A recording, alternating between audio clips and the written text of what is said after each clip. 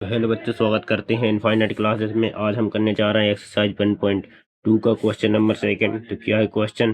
Prove that 3+2 root 5 is rational.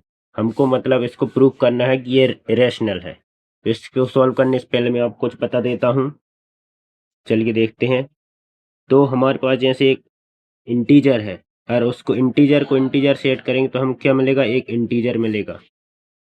और ये integer कैसा होगा? ये रेशनल होगा। सेम अगर इंटीजर में से इंटीजर माइनस करेंगे तो भी हमको इंटीजर मिलेगा और इंटीजर भी रेशनल होगा। इसी तरह अगर इंटीजर का मल्टीप्लाई इंटीजर में करेंगे तो वो जो आंसर आएगा वो भी कैसा होगा? रेशनल होगा। और इंटीजर को अगर इंटीजर से डिवाइड करेंगे तो जो आंसर आएगा वो भी इंटीजर होगा और वह भी कैसा होगा? रेशनल नंबर होगा। तो इसी कॉन्सेप्ट को फॉलो करते हुए हम इस क्वेश्चन को सॉल्व करेंगे। चलिए देखते हैं। सबसे पहले हम इसे एज्यूम कर लेते हैं कि यह कैसा है? एक रेशनल नंबर है। तो लिखते हैं let us assume 3+2 root 5 is rational. हमने से एज्यूम कर लिया कि ये क्या है? रेशनल। तो लिख लेते हैं 3+2 रूट 5। अब हमने इसको एज्यूम कर लिया है तो हम इसको a/b के फॉर्म में लिख सकते हैं। ठीक है, यहाँ लिख लेते हैं। सो ये लिख दिया हमने। यहाँ पर a और b क्या है? लिख देते हैं a एंड b आर को प्राइम इंटीजर। ए और बी हमारे यहाँ पर को प्राइम इंटीजर्स है। ठीक है, तो इसको अब हम सॉल्व करते हैं। ये 3 इस साइड प्लस में, इस साइड आएगा तो माइनस में हो जाएगा। तो a-b इज इक्वल -3। यहाँ पर हम अपॉन 1 लेके ले लेते हैं। चलिए आगे सॉल्व करते हैं। 2√5 1 का मल्टीप्लाई ए में करेंगे और बी का मल्टीप्लाई 3 में करेंगे और बी का मल्टीप्लाई 1 में करेंगे। तो चलिए इसे लिखते हैं 1 multiply a 1, b multiply 3 b upon a b multiply 1 क्या हो जाएगा? बी। तो अब इसे सॉल्व करते हैं। अब ये 2 है, इस साइड मल्टीप्लाई में, नीचे इस साइड आएगा तो कैसे हो जाएगा? डिवाइड में हो जाएगा। चलिए आगे बढ़ते हैं।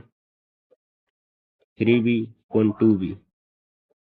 तो यहाँ पर देखिए ये a भी एक इंटीजर है और 3b भी एक इंटीजर है और ये 2b भी एक इंटीजर है। तो देखिए समझते हैं। a-3b डिवाइड बाय b2, मतलब ये भी इंटीजर है और ये भी इंटीजर है। ये भी इंटीजर इंटीजर इंटीजर को इंटीजर डिवाइड करेंगे तो आंसर भी क्या आएगा? आंसर इंटीजर आएगा। और कैसा आंसर आएगा? Rational number. मतलब कि हमको इससे ये पता चलता है कि ये जो नंबर है ये कैसा है? ये रेशनल है। लेकिन हमको ये पता है जो √5 होता है वह रेशनल नहीं है। वह कैसा है? वह इरेशनल है। √5 रेशनल नहीं है, वह कैसा है? इरेशनल है। तो हम यहाँ पर लिख देते हैं a एंड b आर को prime integer. So a-3b upon 2b is rational. कैसे है ये?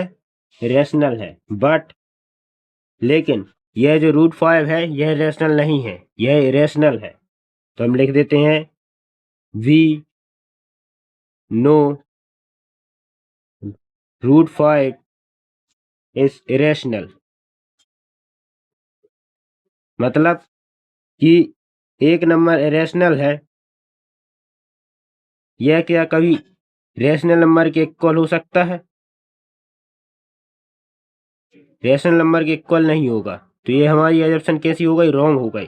कि जो हमने यहाँ पर माना था कि यह 3+2√5 रेशनल है, यह हमारी एजम्पशन गलत हो गई है। तो अब यहाँ पर हम लिख देते हैं, क्या लिखेंगे?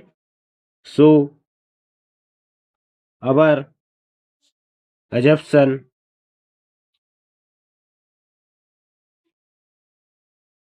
Assumption 3+2√5 is rational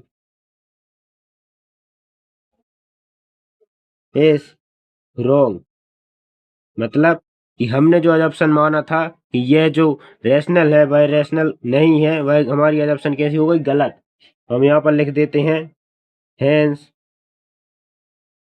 3 + 2 √5 is irrational. अगर आप किसी प्रकार का डाउट होता है तो आप हमारा टेलीग्राम चैनल ज्वाइन कर सकते हैं, उससे आपके सारे डाउट क्लियर हो जाएंगे। तो चलिए बढ़ते हैं नेक्स्ट क्वेश्चन की ओर।